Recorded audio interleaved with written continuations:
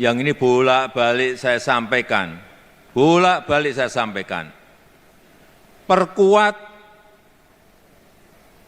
bangun struktur sampai ke kecamatan, sampai ke desa, sampai ke RT RW.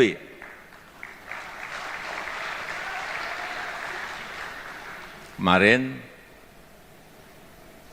saya ngomong-ngomong dengan Ketua Dewan Pembina, dengan Ketua Umum, Ketua Harian, Sekjen, kapan kira-kira ini bisa kita selesaikan dan harus kita selesaikan.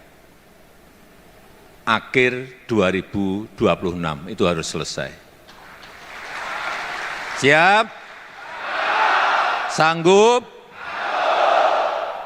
Karena kita perlu mesin besar. Kita memerlukan mesin besar.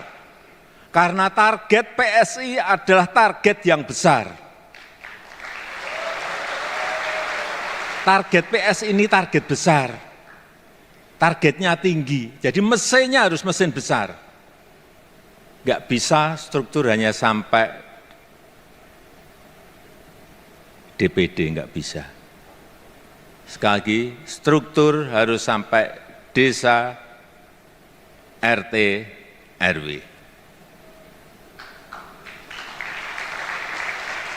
Sanggup? Sanggup? Karena kekuatan partai politik itu terletak pada struktur yang kuat. Sekali lagi, karena kekuatan partai politik itu terletak pada struktur yang kuat.